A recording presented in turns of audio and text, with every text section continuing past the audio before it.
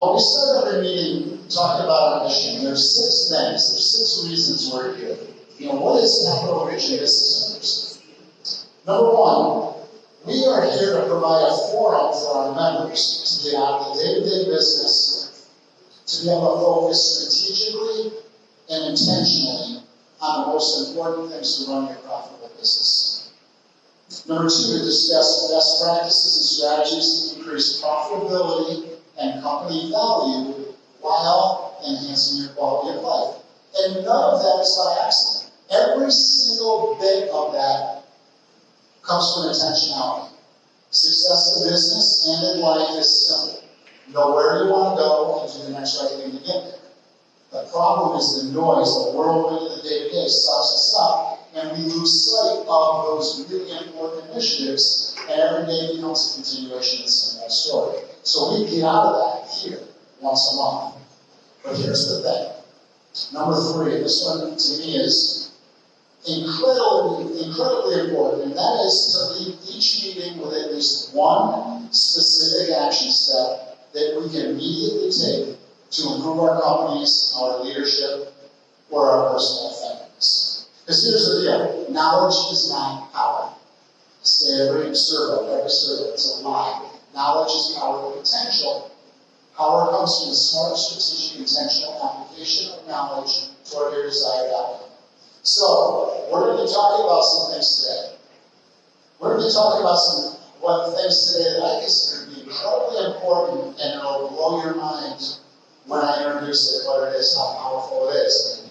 I encourage you, don't just leave here feeling like, oh, we had a good conversation. Leave here with an action step to make your company better, to make your leadership better, to make your own personal effectiveness better. So many of these things that we talk about to make you a better leader in your business will also make you a better spouse, partner, parent, friend. It's awesome. Number 4, we support each other's businesses by providing direct business and qualified leads to each other whenever it's practical. I ask this question every month. Raise your hand if you have given somebody in this room business in the last 30 days. Raise your hand if you've gotten business from somebody in this room in the last 30 days. Guys, it works. It works. Now, if you did not raise your hand, make sure you see me before you leave here today, because I'm going to help you change that. Because there's a lot of opportunity in this room. In this room, you're going to notice today how incredibly supportive everybody is of one another. It's amazing. And then the last thing is we have fun, we laugh a lot, we support each other. We occasionally drop some profanities, and I apologize to anybody in advance that might be affected by that, but it happens by mistake. We found our tribe, and that's why we're here. I got a couple announcements. The first is I've had several people ask me about the Key Leader Academy and when we're going to do another Key Leader Academy, and it's scheduled. The 2026-27 Key Leader Academy, this is a 6-month program for non-owner managers and leaders. It's going to be on the second Wednesday of every month from 9:30 to noon in the boardroom, which is right over there, starting on September 9th. So more details will be sent to you before then, but if you're interested in sending a leader to that academy, just shoot me an email, text me, call me, see me. We'll get them something up. And the other thing I'm doing is we run 2 Key Leader Academies so far. And man, these were some intense groups. I gotta tell you, for all of you that send people to that, you've got some really incredible people. Really committed, strong, they're just really good. And so what I did, I've been working on this over the last almost year. I've been working on an advanced course. Key Leader Academy Advanced Course. In the Key Leader Academy, we teach people how to manage themselves and manage other people. Now we're going to teach them how to lead themselves and lead a business, how to be more strategic and intentional, not just tactical. I'm going to give more details on this. The only thing is, you have to have gone through the first Key Leader Academy to qualify for the second. So I got more details to come on that, but those 2 programs are going to be starting this fall. talking about, I'm going to get my little clicker here, but we're going to be talking about 2 chapters from one of the best business books I've ever read. And I think I read it when I owned my printing business in Syracuse, New York in the early 2000s. Jack Welch, former chairman of General Electric, and his wife Susie wrote a book called Winning. And we're going to talk about 2 different chapters here. The first one is candor, and the second one is differentiation. I'm going to get into that. In fact, we're going to start with candor right now. Does anybody remember the show Candid Camera? I always thought Candid, for all of my, I made a lot of mistakes as a kid, but I thought Candid meant hidden. I did. I'm like, oh, you're being candid. You're being, how you get it? It's just wrong. But candor is being open, honest, straightforward, and expressing one's thoughts or feelings. Synonyms are honesty, frankness, openness, sincerity, and directness. And the antonyms, opposites, are deceit, dishonesty, evasiveness, and concealment. Right? So what Jack Welch talks about in business, in winning, is what he says is candor is the dirtiest little secret in business. And he said it's not that people are lying and purposely being deceitful. They said people aren't forthcoming. He said people are biting their tongues. It said people that are at staff meetings giving massive head nods and kind of going with the flow, as opposed to asking tough questions, calling stuff out, making suggestions, fighting like hell for what they think is the best thing for the company. Little story. In 1986, on January 27th of 1986, there was an engineering firm that was working, preparing for the launch of the Challenger space shuttle. And there was an engineer that said, we have a huge problem. The weather forecast in Cape Canaveral, it's going to be too cold. There's going to be problems with the O-rings. They might not make it. We got to start this. We cannot launch. Cannot launch. And then he went up to his manager, said that, we can't launch. That manager then went to his manager, and he kind of softened it a little bit. Hey, it's going to be cold. The O-rings might not hold up. Might be a safety problem. Probably shouldn't launch.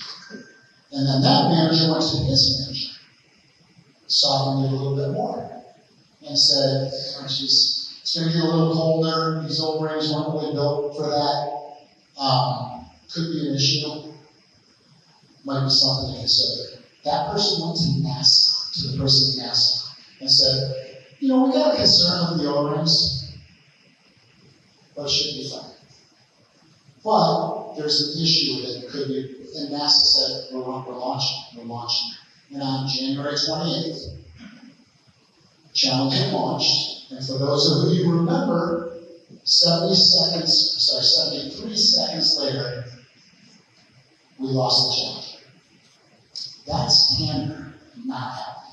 That's where people soften things. That's where the truth doesn't just get, sometimes it's when it's passed up the chain of command. Sometimes it gets lost being going up the chain. Sometimes it's lost just on your executive team. Sometimes it's lost going down the chain. So let me just ask the question. Why in the heck do people lack candor in business? Shout it out. Why? Fear. Absolutely. What else? Good answer. Avoid confrontation. Absolutely. Insecure. Not sure. Unsure. Perfect. And those are all right answers. And when Jack Welch met with a psychiatrist, what I don't know, to find out what she thought was the number one reason people lacked candor, she said, because it's easiest. It's easier. It's easier just to go with the flow. It's path of least resistance. Why make waves? Just get along, go along. It's not about just not wanting to hurt somebody else's feelings. It's about not wanting to get into the mix yourself. It's self-preservation. But what does it cost? What are the problems, before we go to what is cost, what are the problems that lack of candor creates? Now, don't get hung up on a space shuttle. Think about your business, or think about your industry, think about your experience as an employee, a leader, an owner. What are the problems that lack of candor causes? Ambiguity. Why is that a problem? Like,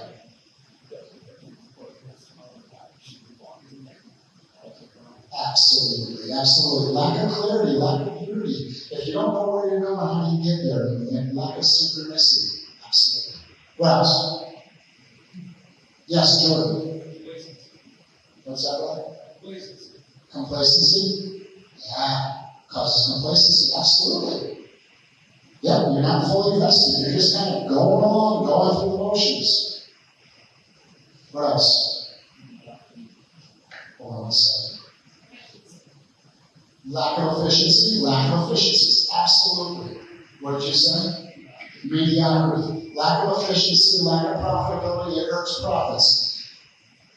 Listen, well, so let's get to this one. How much time, money, and opportunity do you think that costs your company? Because I got news for you. People on your team, your employees, know the customers that are about to leave. They know the managers that aren't so great when you're not looking. They know the shortcuts. They know the bullshit. They know where you're wasting money. They know where you're making bad decisions. They know where you're missing opportunity. And they know your blind spots. Now imagine if they were sharing that with you. Imagine if your leadership team was having robust conversations to talk about this stuff, to get it on the table, but not only just to talk about it, but to work through it. We've done this in the school, mission plan. Start with your vision of what you want to accomplish. A problem identified is a problem solved. You get that clarity of what you want to achieve, best strategy to achieve it. Everything needs to happen for the strategy to be fully executed. Action steps with deadlines and accountability coming back. Imagine if you had a leadership team, a full team, that was talking about those things. Hey, this is what I see waste. Here's where I see lack of efficiency. Here's where I see opportunity for growth. Here's where I see us wasting money. Another little story. Does anybody remember the Ford Pinto? It's for the older crew in here. So the Ford Pinto was a little car, and the engineers determined that this car, when it gets rear-ended, the fuel tank is susceptible to blow up. The fix was $11. But they softened it up the chain. Never got fixed. 27 people in the United States died. 500 people, they say 500 to 1,000 internationally died. And it cost the Ford Motor Company reputation, goodwill, and multi-millions of dollars. But a lack of candor in your organization could cost you a couple percentage points on your profits. Missed opportunity, losing key people, losing customers. What's it costing you? So, enough about that. We all know that it's important that we build a company where there is candor, where people are being real, where there's honest conversations happening. How do you do that? And part of what we're going to talk about when 6 strategies to build candor, we're also going to talk about, if you're not following this, how you're killing candor. Because here's the truth, guys. Remember this always, especially if you have kids, you already know this. Truth only comes to a safe place. Like when a kid does something, you're like, why did you do that? You go, I don't know. Yeah, I know why. But the answer is not safe, because if they were told you the truth, you'd rip their head off. Truth will only come to a safe place to receive it. So let's dig in. The first strategy is, number 1, remove hierarchy from meetings. At leadership team meetings, let everyone know you're taking the rank off, and you're going to have robust and candid conversations. They're expected. We're taking the rank off, guys, including mine. We're not going to sit here and just play this game of charades like we're pretending to have robust dialogues and lead this company. We're going to lead it. We're going to be passionate. Encourage hard questions and push back during meetings. Somebody gives a report and you have a question, ask it. Well, why is that? Well, how do you make it better? Are you okay with that? Who's okay with this? Have that. Ask those powerful questions. Get people involved. Ask more powerful questions like, well, who has a different idea? Guys, what are we missing here? Is this the best approach? Ask powerful questions. I don't know if you remember this, but we did a whole presentation on powerful questions. You drew from a hat. By the way, you're going to draw questions from a hat at the table today too. But we did powerful questions from a hat. At the end of every meeting, it's really important that everybody speak with one voice, that there's unity of command. But guys, at your executive team meetings, take the rank off, talk real, encourage people to be passionate, fight for what they think is right, be respectful, don't be personal, don't be idiot, but be direct, fight for it. Then when the decision's made at the end of the meeting, we speak with one voice. Do not go back to the team and go, yeah, we're going to do this, but I didn't agree with it, but Melissa got to call the shot and she did it this way, so we're going to do it her way. No. You speak with one voice. What happens behind those closed doors stays behind those closed doors. So that's the first strategy if you want to achieve candor in your business. Get the hierarchy out of your meetings and facilitate a robust conversation. If you have an action step to write down, please write it down. If your staff meetings, if your leadership meetings, if your partner meetings, if you're meeting with your CFO every month isn't including some robust dialogue, you might not be as candid as you should be. You might be missing a huge opportunity to uncover some really golden opportunities to improve profits, company value. Second one, GE ran what they call workout sessions. This is where you bring employees and managers together in structured forums where people can openly identify problems and propose solutions while the managers are required to respond on the spot. They'll either approve it, reject it, or delegate. This reduces fear-based silence. This is when you get everybody together and you say, hey, the company suggestion box is this table, come sit at it. And tell us what you see. And this leadership team will give you an answer on the spot. I did this at Night Rider in the early days. It was really cool. We got some good ideas, but I also had an opportunity to explain to people, hey, you know what? I see why you said that, because you're seeing it this way, but here's what you're not seeing. And just explain to them why their suggestion is not a great one. And then they can go, I get it. Thank you. That you're teaching them to think more strategically, and you're also showing them that you are considering things and that there's two sides to every coin, right? So here's the ideas. You want decisions made in real time, not deferring to committees or follow-ups. Employees own a solution instead of just the problem. If you've got people that come to you and with problems, first thing is be open to that, because if you shut it down, you're not going to get candid. But ask them what they suggest. Never miss an opportunity. If you're going to come with a problem, that's great, but even better, come with what you think is the right solution and talk about it. And then the last thing is, if you've got an action step on this, if it's time to do a workout session, do it. It's going to be a good team building thing as well. Guys, let's all sit down.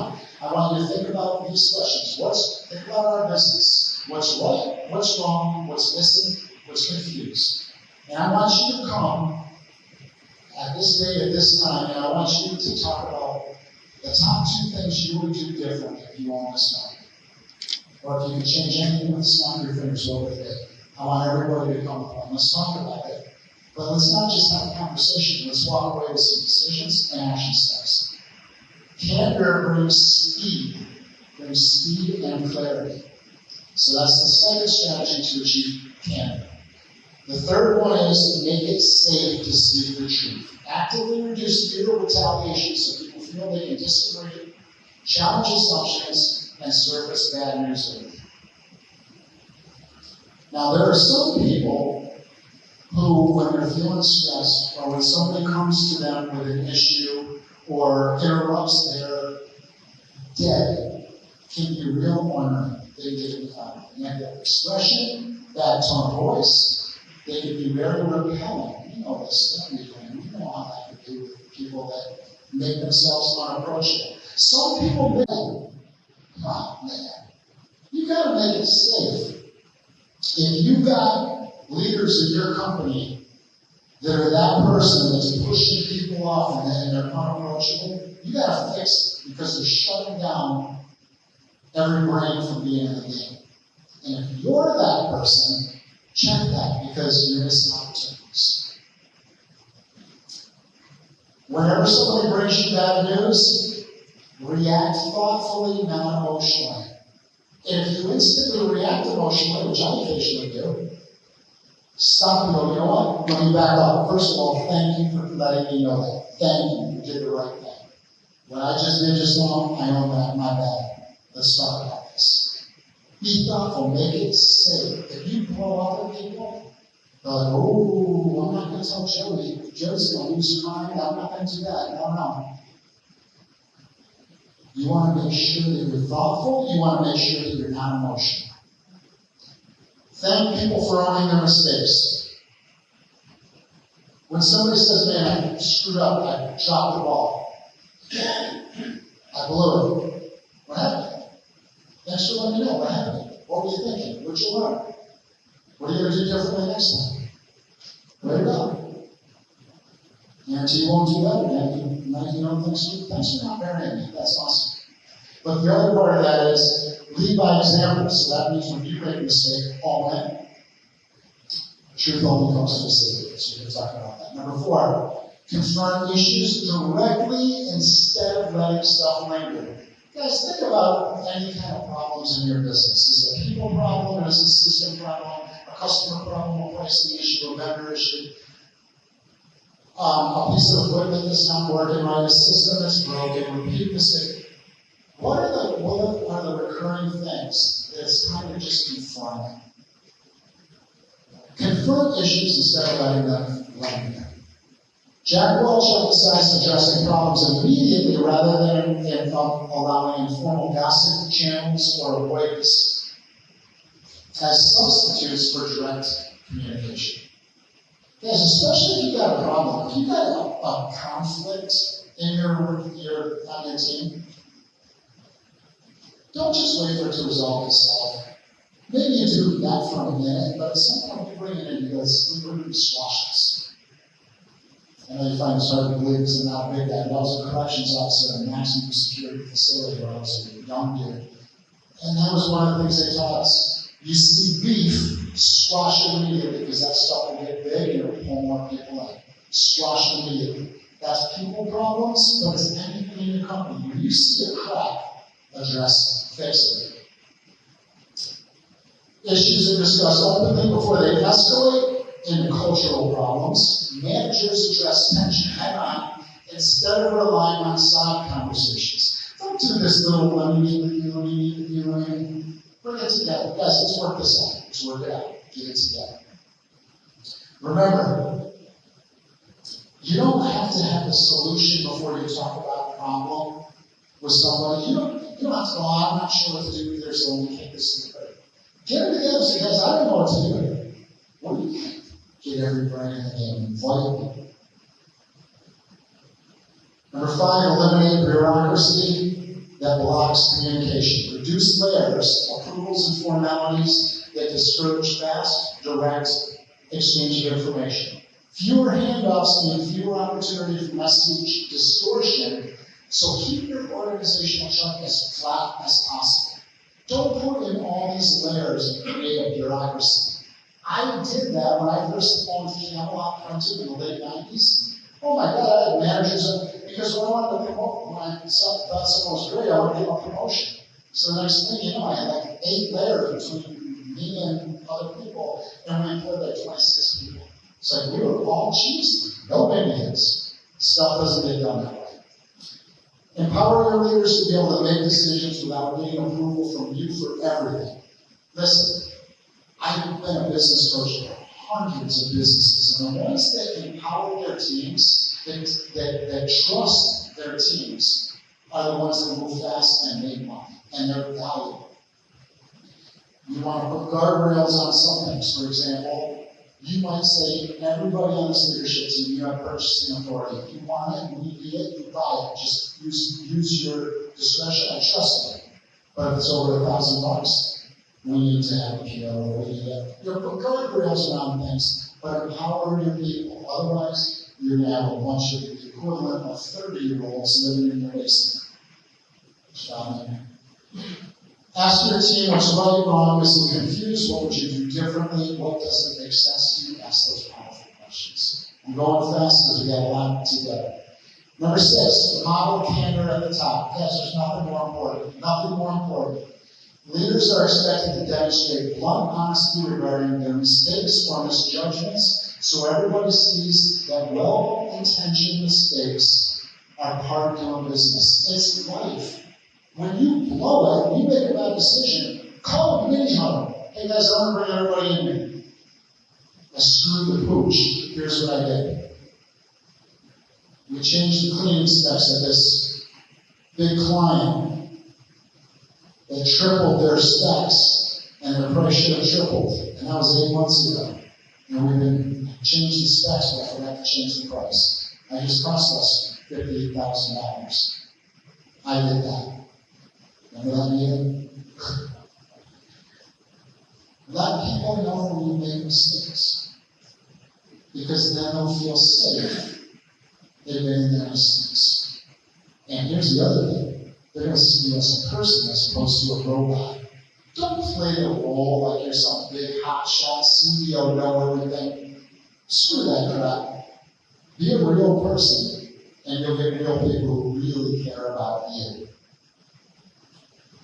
Mistakes happen, cover-ups or lack of responsibility is never acceptable. Leaders use their mistakes as teaching examples of what not to do. Just like parents do. We as parents do that, right? There should have been another one on here, action steps. You got an action step? What just happened? I think everyone looked at the next time. Oh.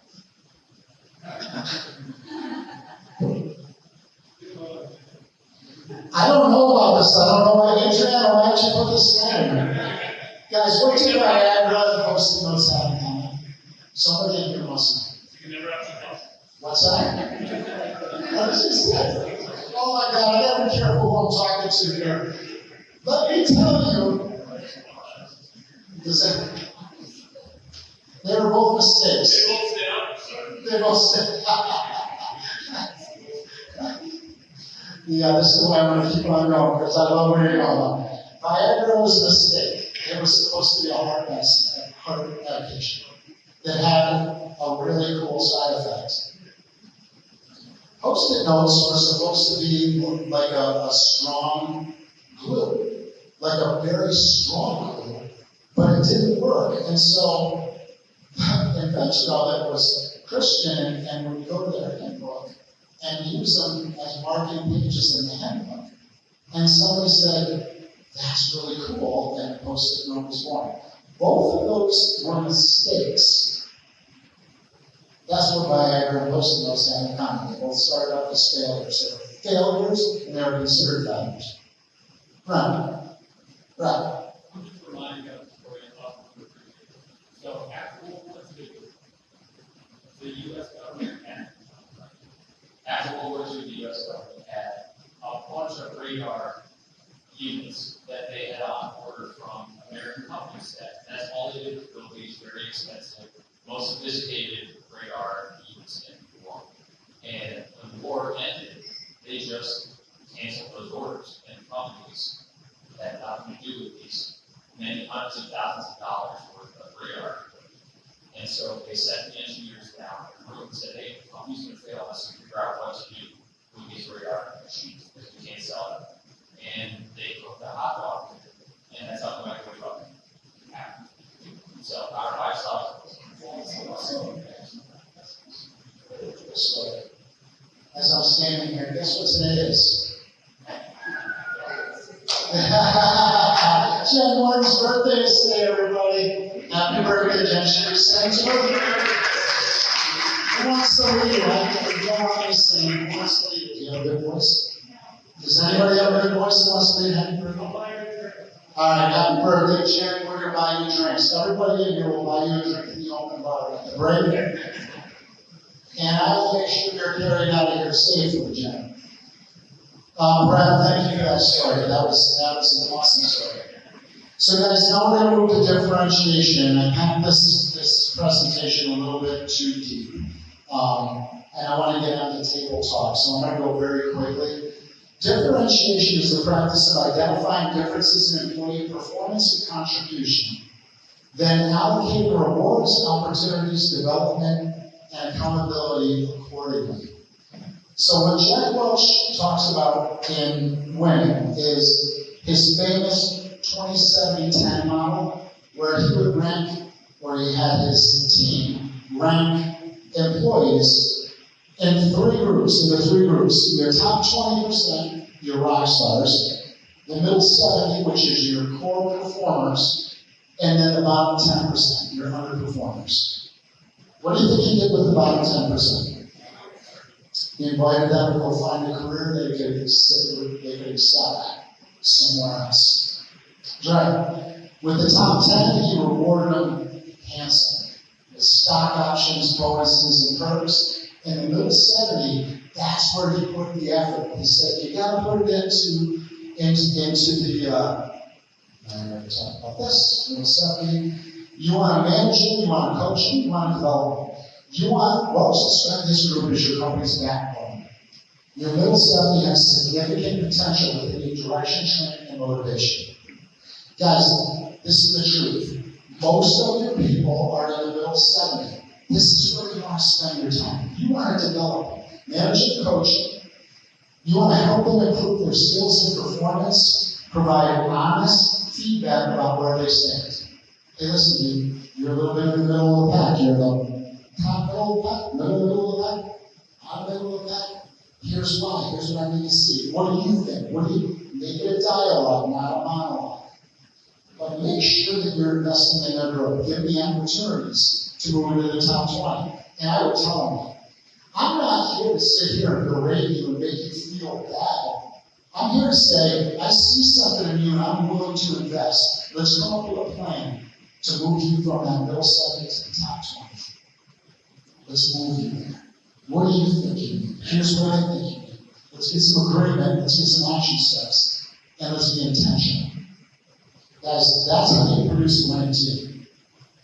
One of the things we talk about all the time is develop your leaders, develop your team, develop your people. The most expensive asset you have are your people.